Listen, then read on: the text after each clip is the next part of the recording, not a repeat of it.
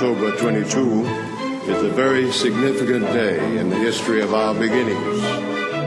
Welcome to the Adventist History Podcast, episode 37, Down Under, Part 1. Last time, we finished up our two-part series on work in the American South, and especially Edson White's journeys on his steamboat down the Mississippi. We met Lewis Sheaf and Charles Kinney, and the other gifted founders of Black Adventism who were building such a marvelous future out of such a perilous past. And all the while, Ellen White was cheering on the work from the sidelines. And by sidelines, I mean Australia. So let's back up a few years and talk about Ellen White in Australia. I want you to listen to Ellen White's itinerary as she embarked on her voyage to Australia from San Francisco. Let's just pretend we're on The Price is Right or something, and Drew Carey is pitching you on your dream vacation. You'll fly, or in this case sail, right, out of San Francisco, where you'll board a lovely steamship on a 7-day voyage to Honolulu, Hawaii. After you do some shopping and sightseeing, you'll continue on for another 7-day cruise to the beautiful island of Samoa, where, if you're lucky, you might dock next to the Adventist missionary ship, the Pitcairn. Arriving at Samoa is always a treat, by the way, and by treat I don't mean those Girl Scout cookies in America that used to be called Samoas. Those were the best, man. No, traveling to the island of Samoa was a treat, even though there was no dock for the ship, because the locals would have to jump out onto their canoes and boats and bring you ashore, offering fresh pineapples, mangoes, coconuts, and other exotic fruits you don't even know the name of. The next leg of your trip is to New Zealand, where sheep still outnumber people, and hobbits live in the hills. And finally, at long last, you'll arrive in beautiful Sydney Harbour, home of the majestic opera house that will not be built for another 50 years. That was Ellen White's journey. It took nearly a month, but man, what a lovely month that sounds like. Can you imagine Ellen White getting some much-needed relaxation on the upper deck, just chilling in the sun? Well, if you can imagine that, then stop, because that's not what she did. She did relax some, but she also wrote 150 pages on this trip, all the while complaining that she hadn't been able to finish 300 pages. So, the next time you choose to watch a movie on your flight, remember Ellen White. And this is part of the reason she didn't want to go to Australia in the first place. She had just wanted to get some writing done at her quiet home in California, not some wild and tropical paradise in the South Pacific. No, it does seem that Ellen White appreciated the beauty of Hawaii and all her travels aboard the SS Alameda. She painted the Hawaiian beaches and mountains with words sent to the review. Really a wonderful job.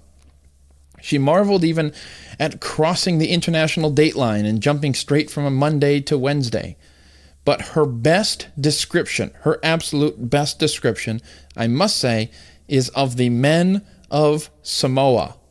She wrote down her thoughts in a letter to the General Conference president, which she never published, but it's been a long time and we can read these things and talk about them now.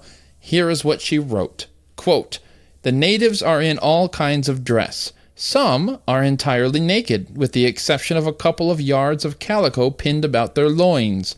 Their limbs, arms, and body are elaborately tattooed. They are men of muscle." End quote. In another place, Ellen White wrote, quote, "The natives are physically well developed and are said to have the finest physique of any of the South Sea peoples. They are of a light brown color. Most of them are destitute of clothing, except a cloth or mat about the loins. Many are elaborately tattooed." End quote. Ellen White always seemed to have fun in Samoa. On her way back to America when she was finally done with Australia, she stopped in Samoa again. And once again the locals came to get Ellen and her entourage in their canoes, half naked, and they carried Ellen White ashore, and she sat on a rock and waited for the rest of her entourage to be brought ashore. And I'll let Willie White's wife tell the story in her own words. Quote, "The natives of Samoa, you know, were hefty fellows who didn't wear too many clothes. 2 of the men clasped their hands together, making a chair with their arms, and carried Mother White to the beach, where she sat on a large rock. Another man took my 4-month-old daughter, Grace, in his arms, and held an umbrella over her to shelter her from the sun. Then he motioned for me to get on his back. So I scrambled onto his back and wrapped my arms and legs around him, and off we went. Mother White laughed so hard at this sight that she couldn't stop. She laughed until she fell off the rock." End quote. Both Ellen and her daughter-in-law couldn't help but notice how few clothes the locals wore, and the scene of this big, tanned, shirtless man carrying a little baby and an umbrella in his arms, while a terrified Victorian woman in a big dress clung onto his back, was just too much for Ellen White to bear with a straight face. Awesome. I wish I could have been there.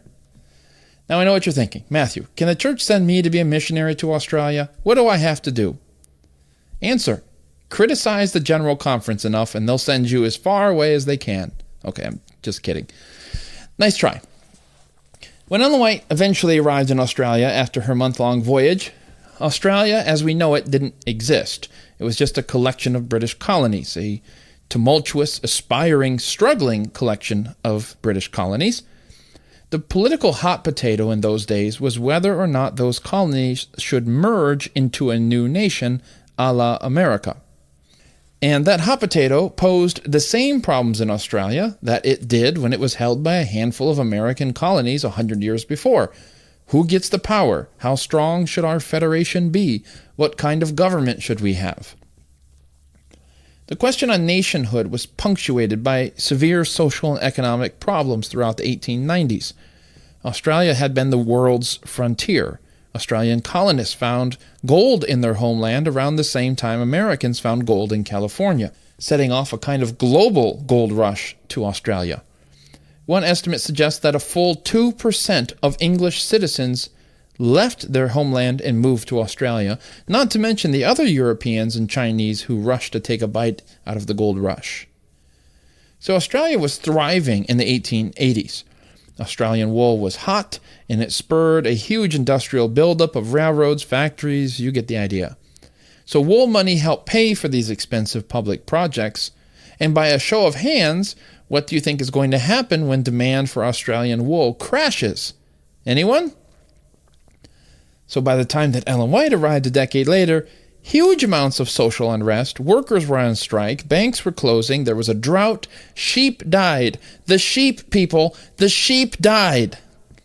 And into this mess stepped a 64-year-old woman and her entourage. But she didn't step into Australia alone. Like I said, she had her entourage, which meant Willie White and her secretaries to help her with her writing. But there was also an advance team on the ground. Adventists had been working in Australia since 1885 under the leadership of Stephen Haskell. Now, let me just say that I fully recognize that Haskell has gotten the short end of our narrative stick. Haskell was one of the church's first preachers, and his energy and accomplishments were right up there with John Loughborough and others. I offer no excuse for not saying more about him, except that it's Haskell's fault. Really, he just rarely intersects with the story that we've been telling. We always seem to just miss him. So when we were talking about James White's death and the 1888 controversy that was brewing, Haskell was in Europe. And then when we start talking about Ellen White going to Europe, he was in Australia. He was in Minneapolis in 1888, but he kind of stayed out of the headlines. And when we started talking about the aftermath of 1888, Haskell had gone to South Africa, India, China, Japan. We always just seemed to miss Haskell. But you know what? We're finally going to miss him again because he's not there. Because as Ellen White arrives in Australia, Haskell is back in California. I mean, come on, man. Who wrote this script anyway? Who's directing this Adventist story? God did? Okay, well, I'm sure we'll catch up with Haskell when he comes back to Australia, right? I mean, he's got to propose to Ellen White. Oh, we'll talk about that later. With Haskell gone, there was a leadership vacuum in Australia. To make matters worse, the conference headquarters and the publishing house were all a mess.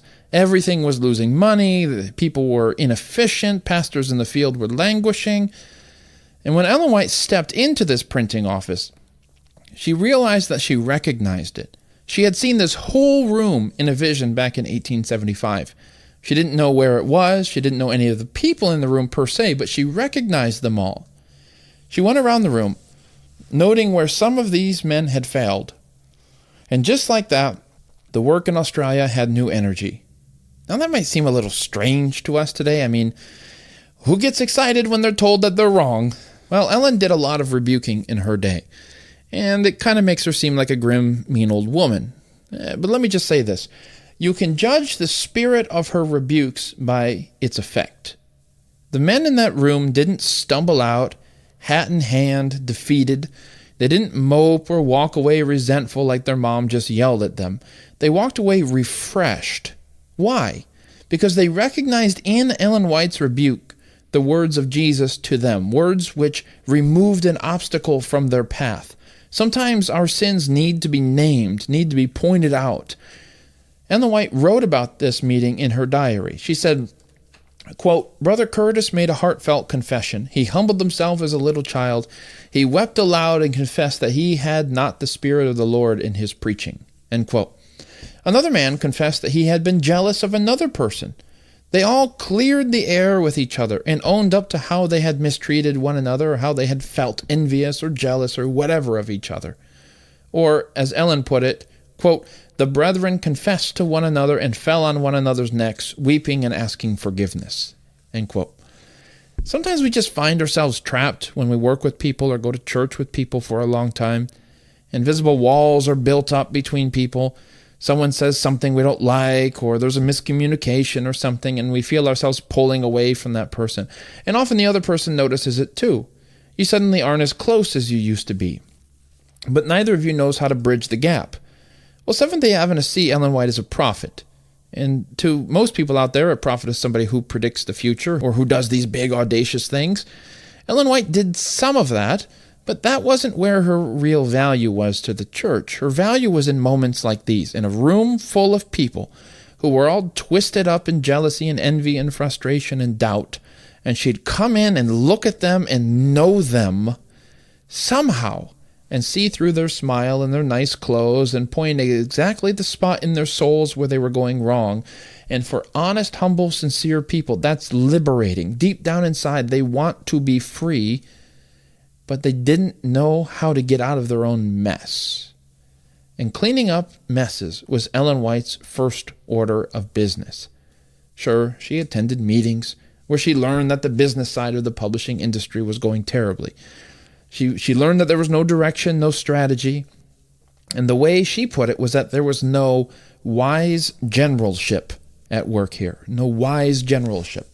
So the problem was that there was no ideal candidates to be general. So Ellen gathered the delegates together, laid out the pros and cons of each candidate, and then she suggested a man named Arthur G. Daniels, and he should be president. As long as he has help from Willie White, he agreed. The delegates agreed. Daniels was a 33-year-old American from northeastern Iowa, where it wasn't long before Adventist preachers found his mom. His dad had been off at the Civil War, never to return home. And Mom would find a new husband in time, and young Arthur would find the truth. He was baptized by George Ida Butler, then Iowa Conference president. And Butler would go on to become, of course, the General Conference president, getting all tangled up in 1888. Now, Daniels, too, will someday become a General Conference president. In fact, the last one that we're going to be talking about in this podcast. And he wouldn't be just any General Conference president, but the longest-serving president in Adventist history, by a long shot. But we're getting ahead of ourselves a little, aren't we?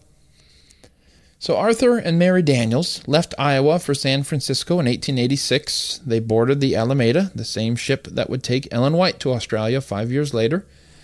And Daniels initially went to New Zealand, where he met Stephen Haskell's strongest converts, the Hare family.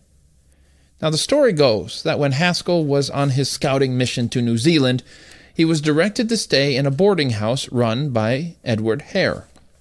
Apparently, Hare and Haskell hit it off. Hare believed that Jesus was coming soon, so that's neat.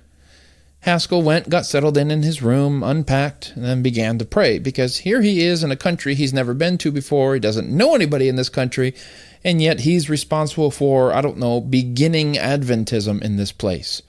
So what better thing to do than to pray? He prayed for the great work to be done in Australia and New Zealand, and he prayed for his new friend Edward Hare, his host.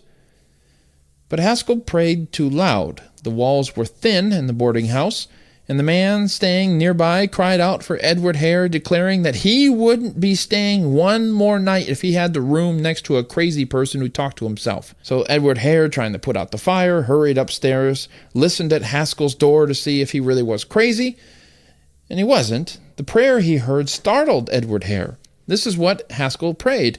"Dear Lord, he's such a good man. He already believes in thy soon coming. Help me to present the Sabbath to him so that he will accept that too." Well, Edward Hare finished listening. He ran downstairs to his wife, and he was genuinely shocked that this perfect stranger would be praying for him. And he took the initiative of asking Haskell to join him at a Bible study group he just happened to be attending. And this Bible study group was an odd lot. They were independent of any denomination, just kind of coming together and wanting to learn some new things. And Hare thought, well, maybe Haskell has something to say. But Haskell politely declined. I'm just kidding. Haskell totally did a Joseph Bates on them, and Edward Hare and his wife were on board in short order. So Hare then took Haskell to come talk to his father and Edward Hare's 23 other siblings. 23 people that they eventually had. 23 kids. Did I mention that their last name is Hare, like Hare, like the rabbit? Well, the name fits. The elder Hare, Joseph, was a Methodist preacher, and when Haskell arrived with Edward, Joseph was kind enough to let Haskell have his pulpit that Sunday. Haskell preached on Daniel 2, a pretty standard Adventist sermon, and it went well. But then Haskell crossed the line when he preached again on Daniel 7 and the Sabbath and all of that. Joseph decided to set Haskell straight. Word went out to several of the Hare kids that Dad was about to lead a smackdown on this upstart American Adventist preacher, and so they showed up, Bible in hand. What followed could only be described as a battle between Jedi. Joseph shot arguments like lasers at Haskell, who deflected them with his lightsaber of truth, or whatever. When Joseph ran out of lasers, Haskell finally countered. When the clock struck midnight, everyone was still wide awake. Fingers raced across the Bible, first one way and then the other, back and forth, Old Testament and then New Testament, red words and black words. About 2 o'clock in the morning. 2 o'clock in the morning, people. Joseph Hare gave up. Elder Haskell, he said, by the grace of God, next Saturday I'm going to do what I thought I had been doing all my life. I'm going to keep the Sabbath of God holy. All the Hare children present began to follow suit, closing their businesses on Sabbath. Now, the one downside was that one of the sons, Robert, had told his fiancée all about the Sabbath in a letter. She replied by sending her engagement ring back, telling him to choose between her and this Jewish Sabbath. Now, the most famous member of the Hare family wasn't even born yet. We're talking about Eric B. Hare. He would arrive in 1894 and would become Adventist famous, at least, for his collections of mission stories. Eric would be a brilliant storyteller, and his stories would become a staple of Adventist Sabbath schools and children's stories all over the world. You can even get on YouTube and hear some of his recordings. Anyways, so Arthur Daniels became president of the Australian Conference. Daniels described his growth as a leader under Ellen and Willie White's guidance as a very painful process. No one likes hearing where they're wrong, but he grew, as he put it, inch by inch. This was leadership development, and Daniels, to his credit, had the humility to endure it, and it would be worth it for him in the end. So with leadership in Australia slowly improving, Ellen White turned toward the whole reason she didn't want to go to Australia in the first place, the piles of writing projects on her desk. Now, one of her most popular books, then and now, Steps to Christ, had been selling like crazy in America. Now, ironically, Steps to Christ was published by Fleming H. Revell, who was the brother-in-law of the great preacher Dwight Moody, and Revell prided himself on offering a variety of Christian books, and Ellen White's little primer on knowing Jesus fit the bill. It sold like crazy, embittering some of the Adventist publishers. Why didn't you publish that with us? So, while the church would eventually get the rights back, Ellen White wasn't sorry. She defended her decision to publish with a non-Adventist on the ground that Revell sent her more money than the Adventists did, and she was inclined to send him more books to publish. Any questions? No? All right then. Well, in the decade that followed the storm of 1888, Ellen White's writings focused more and more on knowing Jesus, hence Steps to Christ, to be followed by Thoughts from the Mount of Blessing, which is a commentary on the Sermon on the Mount, in 1896, followed by The Desire of Ages in 1898, which is a much bigger book on the life of Jesus, and finally Christ's Object Lessons in 1900, which covered Jesus' parables. Ellen White's writings were a course correction to balance the church's spiritual life out. Now, I mentioned how Revell gave Ellen a bigger cut of the revenue. Ellen wasn't greedy, but so when a Bible study school was proposed in Australia a few months after she arrived, she used $1,000 of her royalties, which was nearly all she had, in order to support it. One time, someone sent her $45 and said, "Hey, Ellen, buy a comfortable chair to write in." But she used the money instead to help an Australian church be built. Ellen's relation with her Adventist publishers in America would be a source of constant stress and frustration. She would often feel that the Review and Herald Publishing Association wasn't promoting her books like they should, or they were slow in sending checks, or what have you. And she needed every dollar she could get from America. The work in America was maturing and prosperous, and the men in charge failed to appreciate that the work in Australia was very much like stepping back into the work in America in the 1850s. Back when personal sacrifice was the watchword of the movement, back when every dollar had to be stretched. Oh, and we mentioned that Australia was going through a recession, right? Ellen White's vision for a Bible training school prevailed simply because she fought so tenaciously for it. She was one of the largest donors, leading by example, which encouraged others to give. And when others were indifferent or pessimistic about its prospects, she was the voice of optimism in Australia for it. I mean, she just manhandled this opportunity. Can we just stop and marvel at a 60-something-year-old American woman with a third-grade education who's working as a high-functioning project manager, entrepreneur, and investor? Okay, well, we need to keep moving here. So let me just say that one of the upsides of this Australian Bible training school is that Willie White got married. Now, Willie White had been married for 14 years to Mary White, but Mary passed away in 1890 after contracting what was probably tuberculosis from her time in Switzerland, much like J.N. Andrews. Well, when Willie went to Australia the following year, he left his 2 girls behind in Battle Creek. He was following in the White family tradition. Hadn't James and Ellen left him and Edson with friends while they traveled and preached? But by 1895, he sent for his kids to join him in Australia. We need to be careful about being too hard on these hardy pioneers. World travel was very risky, especially when you're talking about a radically different climate. It was common, for instance, for British citizens in India to send their kids back to England for school in order to keep them from getting any number of tropical illnesses, but especially malaria. And one of those kids, by the way, was named Maid Lacey, whose father was an English official in India. At 3.5 years old, she was sent back to England. And eventually the whole family left India. Everyone reunited in Tasmania, an island just off mainland Australia.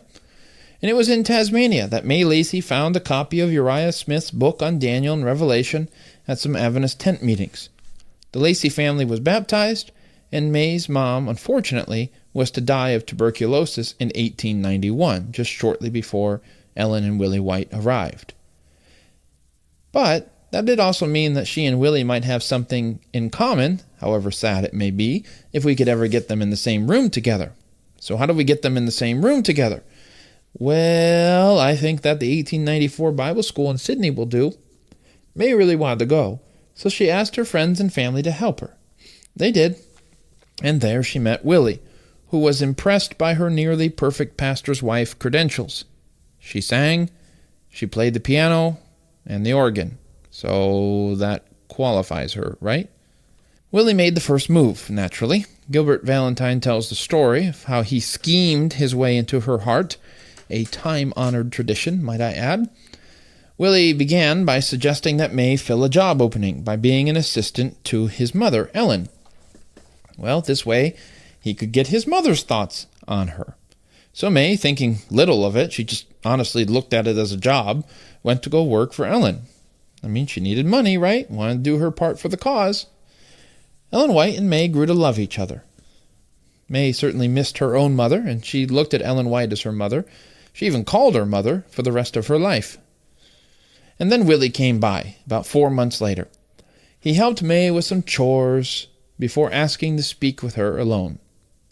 Valentine describes this as sounding like a business interview when Willie interviewed May about her life goals. May said she wanted to be a matron of a school. Hearing that, Willie had a counteroffer. How would you like to be the matron of a private home?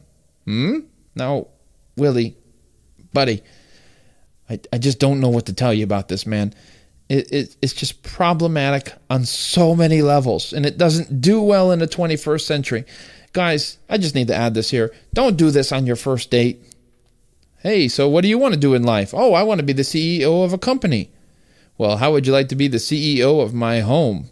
No, not an upgrade. Definitely not an upgrade. I mean, it's almost smooth, but no. It was a different time back then, so give Willie a break. I'm sure he'll improve, right? Well, after wondering if May wanted to be the matron of a house, Willie noted that his kids didn't have a mother. That's right. He played the kids card with dead wife card. Finally, he invited May to consider coming and being with them, which I guess was his circuitous way of proposing. Oh, it just makes me cringe. Willie, I can't do it, man. Just so terrible. So terrible. May thought it was some kind of terrible, too. She was, in fact, completely shocked. She didn't even know that Willie liked her, and he certainly had never said that he loved her. May then diplomatically suggested another woman who worked with Ellen. How about her, Willie? She really likes you. No, said Willie, it has to be you. Why does it have to be me?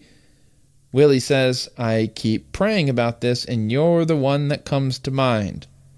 Now, right now, there are some nurses or teachers remembering life at their Adventist college, because chances are a theology major pretty much used those same words on them. And I just want to apologize on behalf of all theology majors. I'm not going to say I did that when I was a theology major, but I did join nursing club. Anyway, this isn't about me, okay?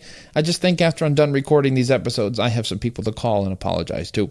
Back to the story. May bought some time. She had tried to pawn Willie off on another girl who liked him. He didn't buy it, so she said she needed some time. She had to pray about it.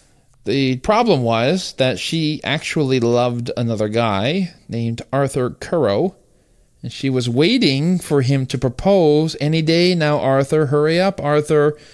But he was just oblivious. I mean, bro, make your move, man. Before it's too late, hurry. Of course, Willie didn't know about Arthur, and it doesn't seem like Arthur knew about Willie. But it was too late for Arthur, because Ellen was Willie's champion. As Ellen and May lived together, Ellen would gently prod and suggest and do those things that mothers are very good at. Finally, about a month later, May agreed to marry Willie. Her affections for the oblivious Arthur had begun to fade, and while she didn't love Willie yet, she did like him a lot. I mean, he's a nice guy, so why not? Ellen White was beside herself with joy. Arthur Currow was also beside himself, but not with joy. This dude had the head start, he had the inside lane, but how do you compete with Willie White, who was by then the union president for this area, who had a prophet for a mother? And as for the other girl in Ellen's employment who was in love with Willie, she was heartbroken. When she heard the news, she said that she wasn't feeling well and went back to her room, and then shortly would leave Australia, go to America, and get married. And then finally, there was a third person who was heartbroken in this story, and that is the woman who was watching over Willie's kids back in Battle Creek, who was secretly in love with him, or not so secretly, and subsequently heartbroken. She thought that maybe watching Willie's kids, they might come to see her as a mom, and that just didn't work out. Sorry. Who would have guessed that the completely and hopelessly unsmooth Willie White was such a heartbreaker? And Willie was 40, and May was just 21. So you know. They were married by a Methodist preacher in Tasmania, because there were apparently no Adventist preachers nearby who could do this. Ellen gave a prayer, and May put on her ring, and voila, marriage for the newlyweds had begun. It was challenging. I mean, they didn't have the momentum of love, and though they did learn to love each other, I should add.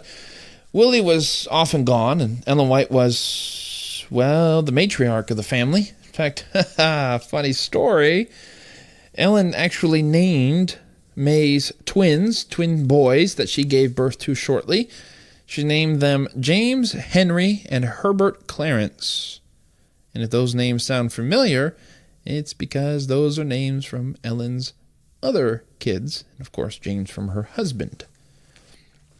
As May put it diplomatically later on, in those 4 names, she got the names of her husband and all her boys. Well, when May gave birth to a 3rd son in 1907, May named him Arthur. And I don't think anybody knew why, but Arthur Curro did. And when Willie died decades later, Arthur Curro was finally ready to make his move. He finally married May Lacey 60 years later. So I guess good things come to those who wait. Well, this was an episode that was all over the place, I guess, about Australia. Though, we didn't talk a lot about what was happening in Australia. But here's what we got. Ellen White cleaned up the mess. She provided wise generalship. Arthur G. Daniels became the conference president. The Hare family became the most helpful converts. Willie found a woman somehow. And that's just the first few years in Australia. We're just following the Adventist playbook, right? Churches, schools, hospitals. Well, we got some of those things done in this episode. So I guess we'll have a little bit more to cover then next time.